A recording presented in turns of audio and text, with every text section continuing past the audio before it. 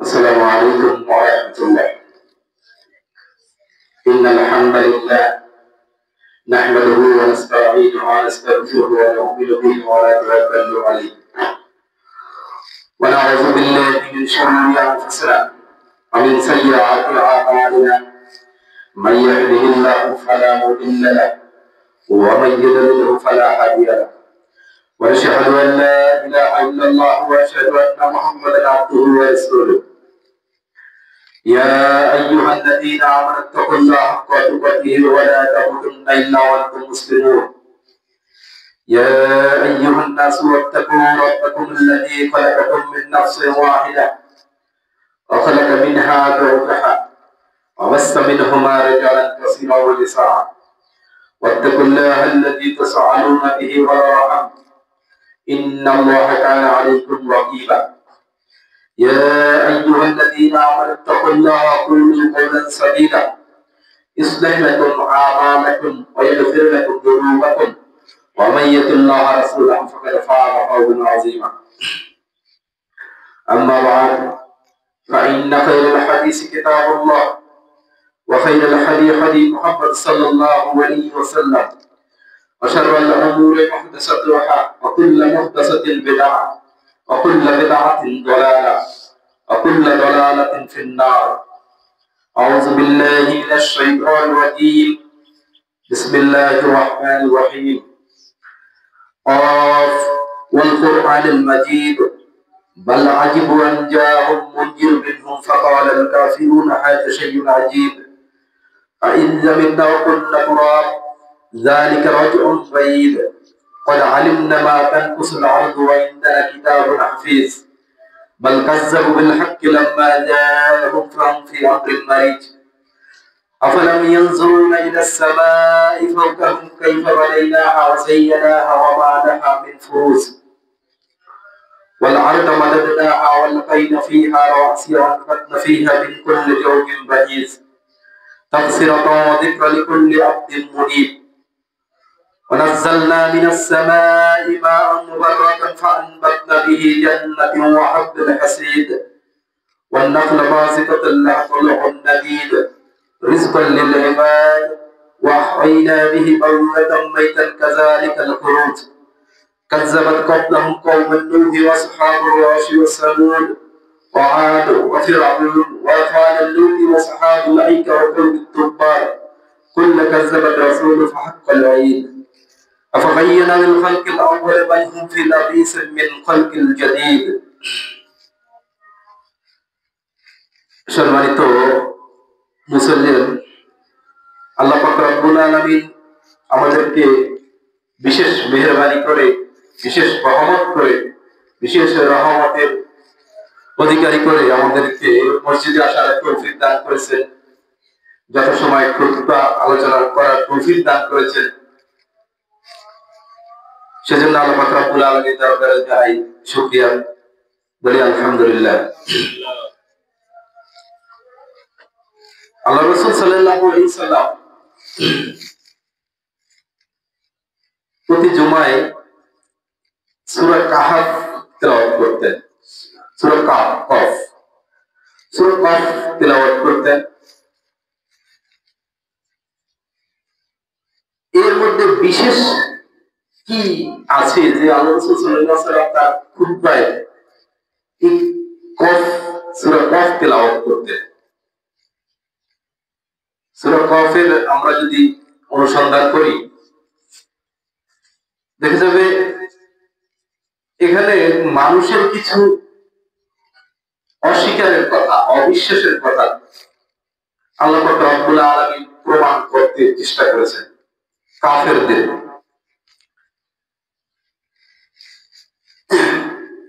কাফেররা বলছে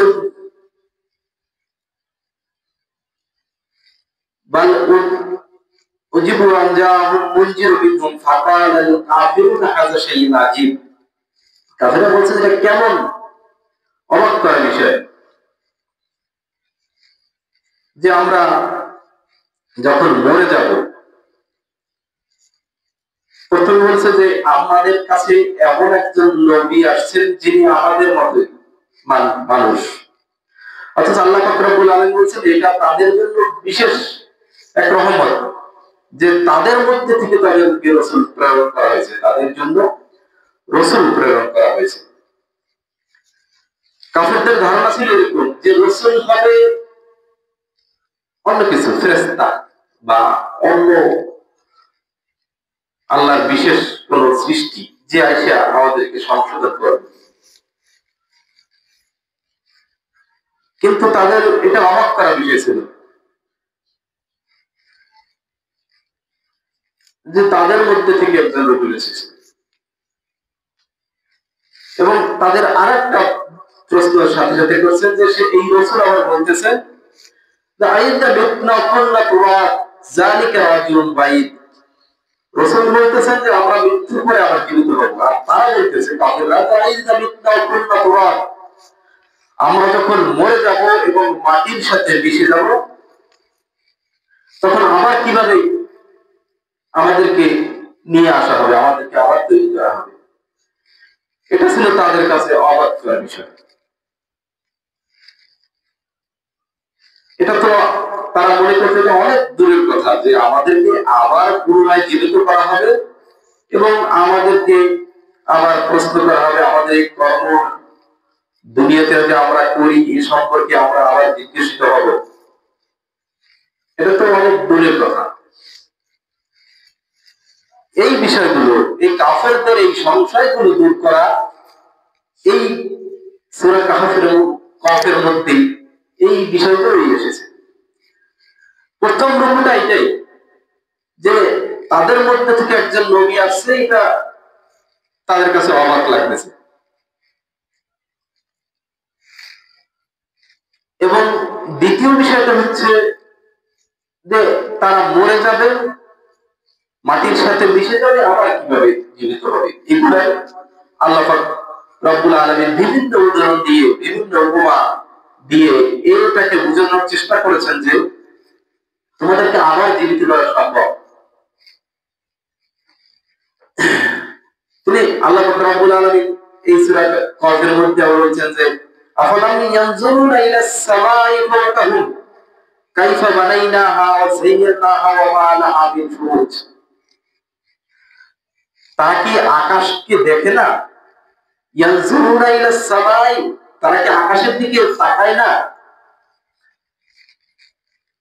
এটা কিভাবে আমি সৃষ্টি করেছি, তাতে কোনো ছিঁড়া ফাটা নাই, কোনো নিখুঁত ভাবে আমি সৃষ্টি করেছি। এই আকাশ সৃষ্টি করা আমার কাছে যদি সম্ভব হয় তাহলে তোমাদেরকে সৃষ্টি করা তো বড় ব্যাপারই না। এবার বুঝাইতে চেয়েছেন। এবং আল্লাহ আরো বলতেছেন যে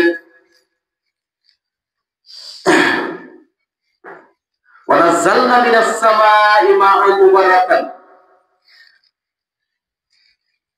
ফাআনবাতনা বিহি জান্নাতি ওয়া হাব্বুল হাসীব। আমি আকাশ থেকে বৃষ্টি বর্ষণ করি এবং এই বৃষ্টি দিয়ে মরা জমিনকে জিন্দা করি। এই উপমাও দিয়েছেন আল্লাহ পাক রব্বুল আলামিন। এবং সর্বশেষ আল্লাহ পাক রব্বুল আলামিন বলেছেন, এবং এইরকম উদাহরণ দিয়েছেন, এবং সর্বশেষ উদাহরণ দিয়েছেন যে আফা বায়্যানা বিল খালকিল আউয়াল ওয়াল হুম ফি লাবিসিল মিনাল খালকিল জাদীদ।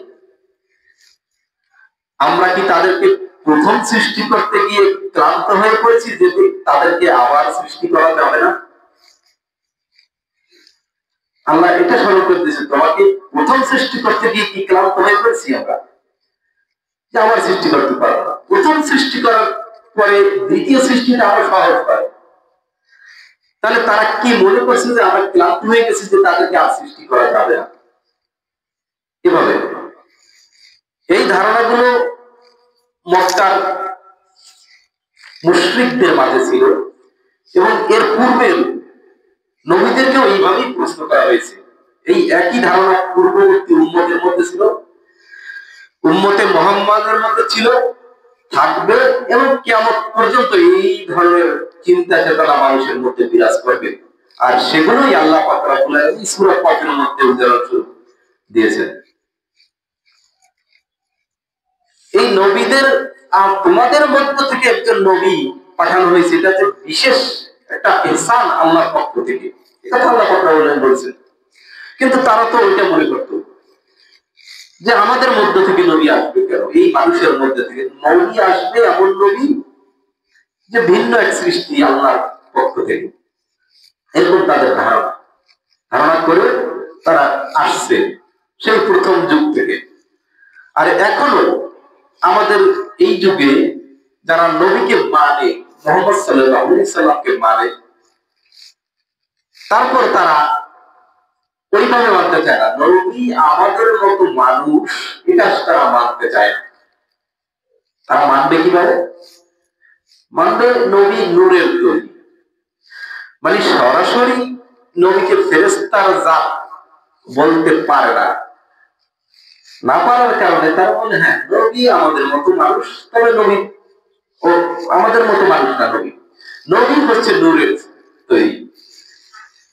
নূরের নবী যারা বলে তারা ওই লোকদের মতো, ওই মুশরিক, ওই জাহেলদের মতো, যে তারা বলতো যে আমাদের মধ্য থেকে একজন নবী আসছে। এই মানুষের মধ্যে কি নবী? এ বাজারে যায়, এ হাটে ঘাটে যায়, এ খায় ঘুমায়, কেমন নবী?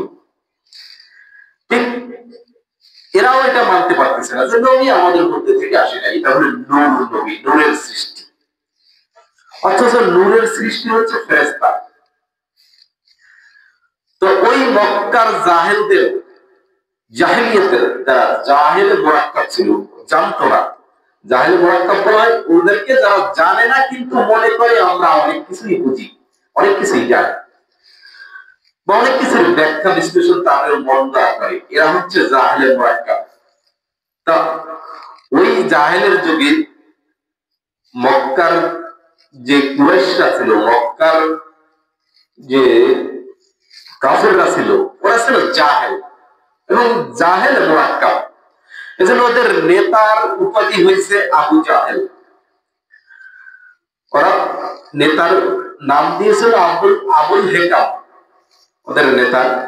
কিন্তু ইসলাম আসার পরে ওদের মূর্খতাকে প্রকাশ পাওয়ার পরে ওদের নেতার উপাধি হয়েছে আবু জাহেল। জাহেলরা এরকম মনে করত যে নবী ভিন্ন কিছু থেকে আসবে। ঠিক আমাদের সমাজে যারা এখন মুসলিম দাবি করে কিন্তু নবীকে আমাদের মধ্য থেকে এসেছে, মানুষের মধ্যে থেকে সেটা মেনে নিতে পারে না, তাই তারা নবীকে মানে নূর হিসেবে, নূরের নবী মানে ভিন্ন এক সৃষ্টি, নূর দ্বারা সৃষ্টি,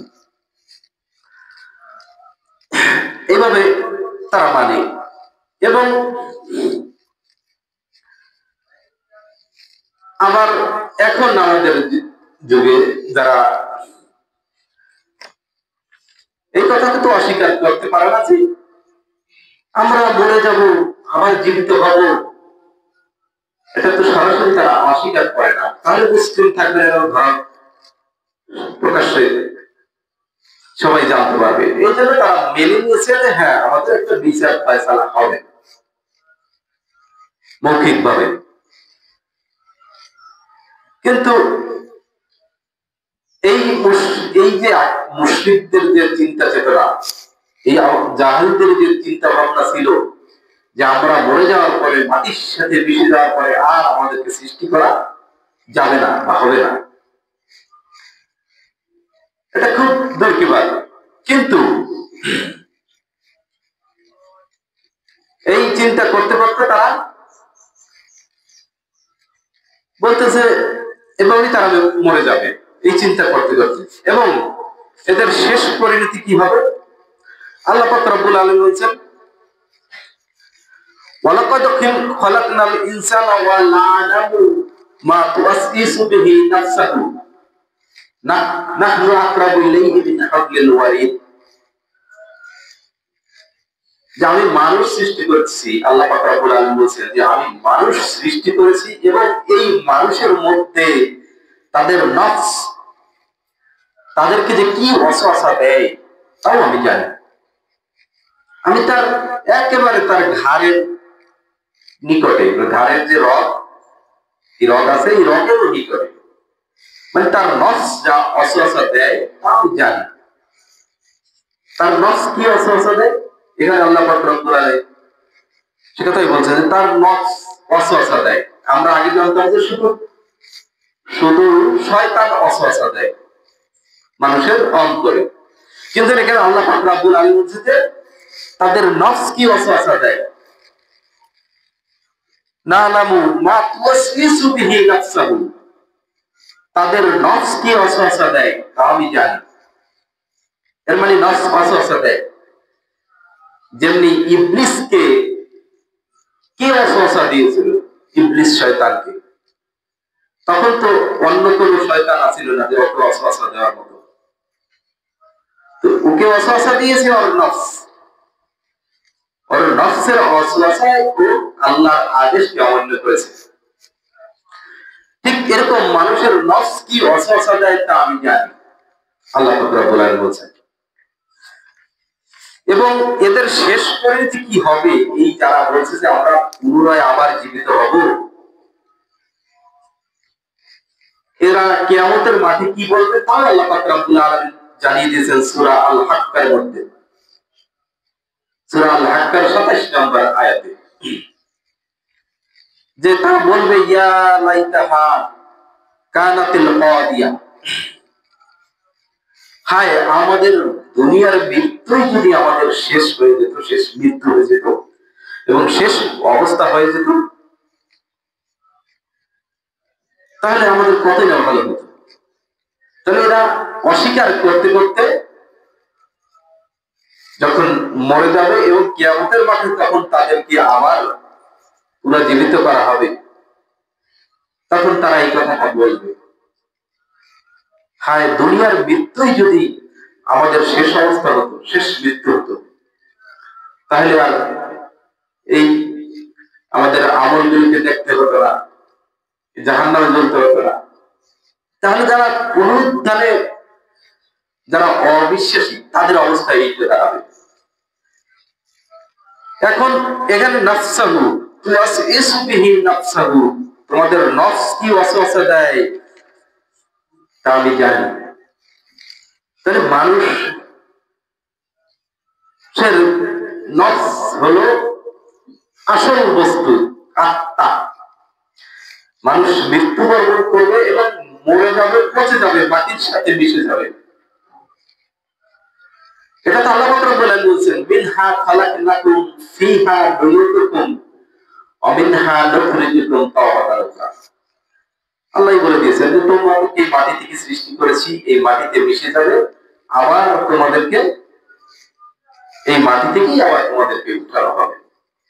তো কাফেররা ওই দুইটা পর্যন্ত বিশ্বাস করত, দুইটা কথা, যে মাটি থেকে সৃষ্টি করেছে বেশ ভালো কথা, মাটিতে আমরা মিশে যাব, এটাও ঠিক আছে, মাটিতে মিশে যাব, এবং আবার যে উঠানো হবে এখানে তাদের সন্দেহ যে আবার মিশে যাওয়ার পরে আমাদেরকে আর এইভাবে তৈরি করা। এই জাহেলদের, যারা জাহেল ছিল ওদের, যারা বস্তুতে আর উঠানো হবে না, কারণ তাদের আত্মা সম্পর্কে, এই নফস সম্পর্কে তাদের ধারণা ছিল না, এই আত্মাটা সম্পর্কে তাদের ধারণা ছিল না। এই ধারণা ছিল ওই যুগে কাদের, ওই যুগের আহলে কিতাবদের, ওই যুগের ইহুদিদের, খ্রিস্টানদের এই ধারণা ছিল যে আমাদের নফস আছে, আত্মা আছে, এই মরে যাওয়ার পরে এটা এর থেকে তোলা হবে, এই ধারণা আহলে কিতাবদের মধ্যে বিরাজমান ছিল। কিন্তু কাফেরদের, মক্কার জাহেলদের বিশ্বাস ছিল যে আমাদেরকে আর পুনরুত্থান করা হবে না। তাই এই জাহেলরা নবী মুহাম্মদ সাল্লাল্লাহু আলাইহি ওয়াসাল্লামের সাথে যখন কোনো কিছুতেই পেরে উঠছিল না, সমস্ত কিছুর জবাব আল্লাহ কোরআনের মাধ্যমে দিয়ে দিচ্ছিলেন, তখন তারা শরণাপন্ন হলো ইহুদিদের, এই আহলে কিতাবদের কাছে। তখন আহলে কিতাবরা, এই ইহুদিরা তাদেরকে শিখিয়ে দিয়েছে, তোমরা রূহ সম্পর্কে জিজ্ঞেস করবে মুহাম্মদ সাল্লাল্লাহু আলাইহি ওয়াসাল্লামের কাছে, রূহ। তো আল্লাহ রাসূল সাল্লাল্লাহু আলাইহি ওয়াসাল্লাম একদিন খালি ময়দান দিয়ে চলে যাচ্ছিলেন এক সাহাবীকে সাথে নিয়ে, ঠিক এমন সময় কাফিররা বসা ছিল, তোরা বলাবলি করতেছে যে মুহাম্মদ আসতেছে, তো প্রশ্নটা করি এখন। তো একদল বলতেছে না করার দরকার, আরেকজন বলছে করো। করি না করি করতে করতে যখন কাছে সেগুলো তখন এদের মধ্যে থেকে একজন জিজ্ঞেস করে রূহ কি আপনি বলেন তো। তখন আল্লাহ রাসূল সাল্লাল্লাহু আলাইহি ওয়াসাল্লাম থমকে গেলেন এবং কিছুক্ষণ নীরব হয়ে গেলেন। ঠিক ওই মুহূর্তে তার কাছে ওহী নাযিল হচ্ছিল। ওই ওহীতে সূরা বনী ইসরাঈলের 85 নম্বর আয়াত আল্লাহ পাক রব্বুল আলামিন ওহী নাযিল করলেন যে ইয়াসআলুনাকা আনির রূহ কুল রূহ মিন আমরি রাব্বি ওয়া মা উতিতুম মিনাল ইলমি ইল্লা কালিলা। আল্লাহ পাক রব্বুল আলামিন ওহীর মাধ্যমে জানিয়ে দিলেন যে ওরা কি তোমার কাছে ওহী সম্পর্কে রূহ সম্পর্কে জিজ্ঞাসা করে? বলো রূহ হলো তোমার রবের আদেশ, আল্লাহর আদেশ। রূহ হলো আল্লাহর আদেশ এবং আর তোমাদের সামান্য জ্ঞান দান করা হয়েছে। এই কথাটা উত্তরটা দেওয়ার পরে ওহীর মাধ্যমে এবং এই আয়াত এই শব্দটি করে সংযুক্ত করে যে তোমাদেরকে সামান্যতম জ্ঞান দান করা হয়েছে। সামান্য জ্ঞানের মাধ্যমে আল্লাহ রূহ সম্পর্কে মানুষকে এইটুকুই জানিয়েছেন যে রূহ হলো আল্লাহর আদেশ, এর চেয়ে বেশি কিছু জানে না। কারণ এর চেয়ে বেশি জানা মানুষের জন্য প্রয়োজন নেই, যদি প্রয়োজন থাকতো তাহলে জানাতে। আর এটুকু জানিয়েছেন প্রশ্নের উত্তর হিসেবে। এই আল্লাহর আদেশ, রূহ হচ্ছে আল্লাহর আদেশ। আর এই রূহটাই মৃত্যুর পরে এই রূহই কবরের জগতে হয় ইল্লিনের অধিবাসী হবে না হয় সিজ্জিলের অধিবাসী হবে। ইল্লিন এবং সিজ্জিল বিভক্ত হয়ে যাবে। এই জন্য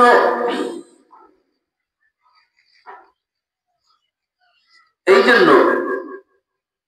যে রূহ ইল্লিন এবং সিজ্জিলের অধিবাসী হয়ে যাবে, এই রূহ সম্পর্কে ধারণা যেটা আল্লাহর আদেশ, আমাদের যে দেহটা পচে যাবে গলে যাবে এবং আমাদের এই রূহটা থেকেই এটা থেকেই আল্লাহ পাক রব্বুল আলামিন আবার তৈরি করবেন এবং এই রূহ মরবে না, রূহ শুধু স্থানান্তরিত হবে ইল্লিন অথবা সিজ্জিলে। এই জন্য আল্লাহ পাক রব্বুল আলামিন বলেছেন ওয়া ইন জাহাদাকা ফাইন্নামা ইউজাহিদু লিনাফসি, যে ব্যক্তি প্রচেষ্টা করে সে তার নফসি, তার নিজের নফসের জন্যই প্রচেষ্টা করে, তার নফস তার আত্মার জন্যই প্রচেষ্টা করে, তার আত্মাটা যাতে ভালো স্থানে যায়, তার আত্মাটা যাতে মৃত্যুর পরে ভালো স্থানে যায়। আল্লাহু গনিয়্যুন আনিল আলামিন, কিন্তু আল্লাহ এই পৃথিবী জগৎ থেকে সম্পূর্ণরূপে গনিয়্যুন, ধনী, এবং এই পৃথিবীর এই ব্যাপার থেকে তিনি মুখ ফিরিয়ে নিয়েছেন যে মানুষের কি করলো এটা থেকে। আল্লাহু গনিয়্যুন আনিল আলামিন, সমস্ত আলম থেকে এই আলমের সৃষ্টি জগৎ থেকে আল্লাহ পাক রব্বুল আলামিন ধনী।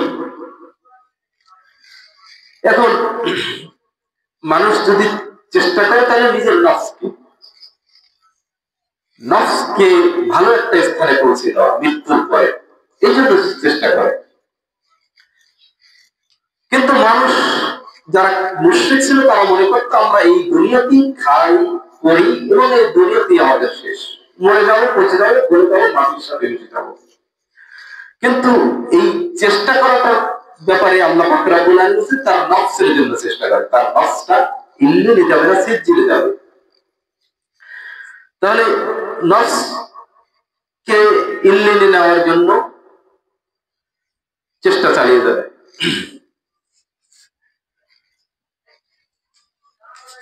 তাহলে এই যে আমাদের নফসের ব্যাপারে, নফস যে মরে না, সেরকম আয়াত, অসংখ্য আয়াত মৃত্যুর পরে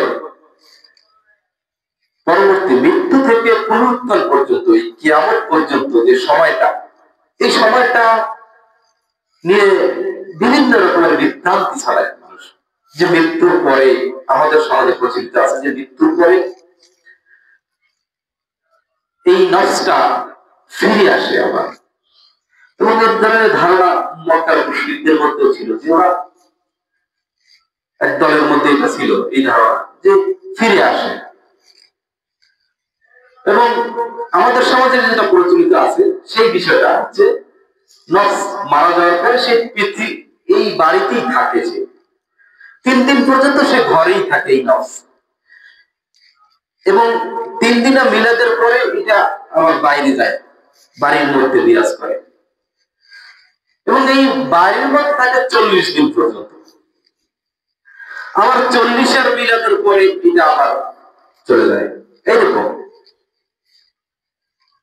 অথচ এই নফস পৃথিবীতে ফিরে আসার নয়, কারণ মানুষের আকাঙ্ক্ষাই থাকে পৃথিবীতে ফিরে আসার জন্য। মানুষ মৃত্যুর পর এই কথাই বলবে যে রব্বুল আলামিন আমাদেরকে পৃথিবীতে আরেকটু আর ফেরত দাও, এবং আমরা নেক সালিহিনদের সালিহিনদের অন্তর্ভুক্ত হয়ে আসি, নেক কাজ করে। কিন্তু তা কখনো ফেরত দেওয়া হবে না। মানুষের এই আত্মাগুলোকে হয় ইল্লেন, না হয় সে জেলে যাবে।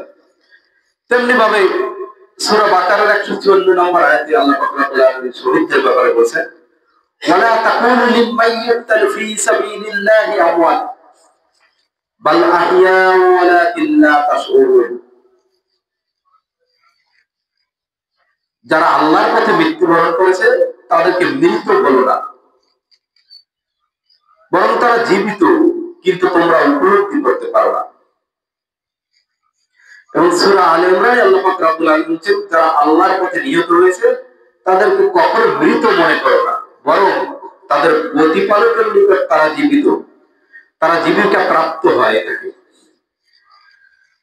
এরকম আল্লাহ রাসূল সাল্লাল্লাহু আলাইহি ওয়াসাল্লাম বলেছেন, মুসনাদ আহমদের হাদিস 455 নম্বর হাদিসে, তৃতীয় খণ্ড 455 নম্বর হাদিসে রাসূল সাল্লাল্লাহু আলাইহি ওয়াসাল্লাম বলেছেন যে তাদের আত্মা সমূহ সবুজ পাখিগুলোর মধ্যে, দেহের মধ্যে অবস্থান করে।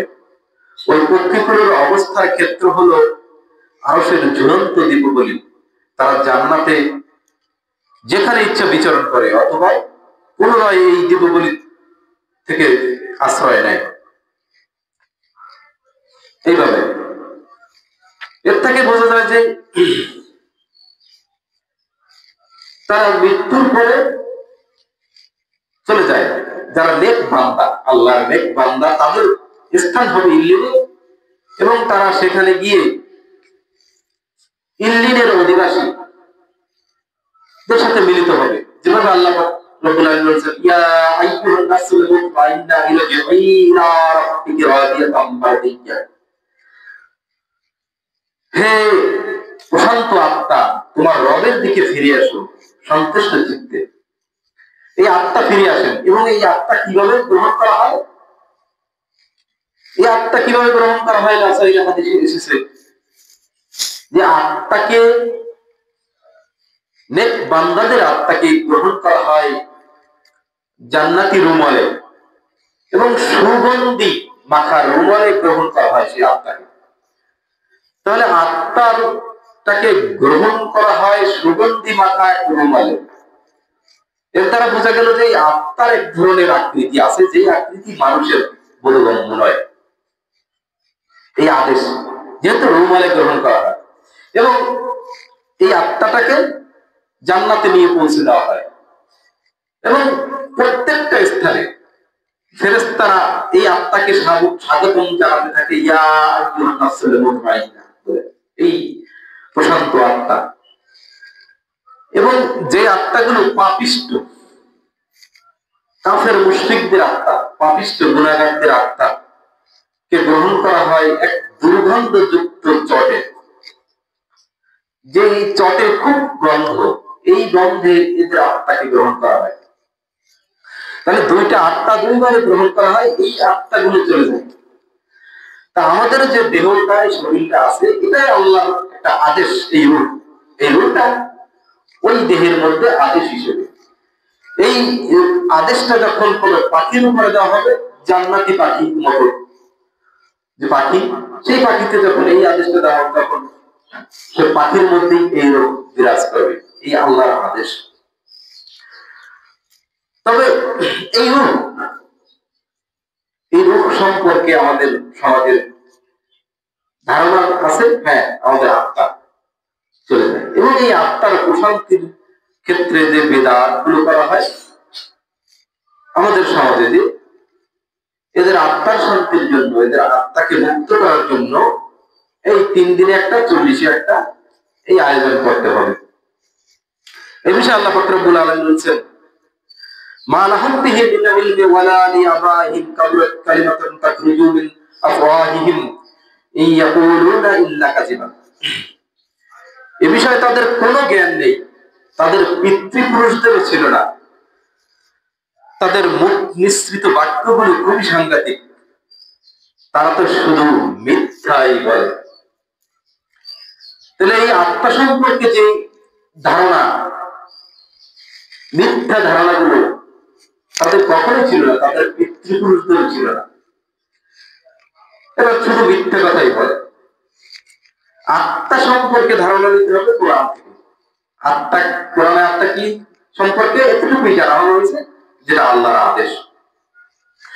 এবং এই আত্মাগুলো কি হবে, এক সময় রূহের জগতে উপস্থিত হবে, ইল্লিনে, যখন নেক বান্দাদের সাথে মিলিত হবে।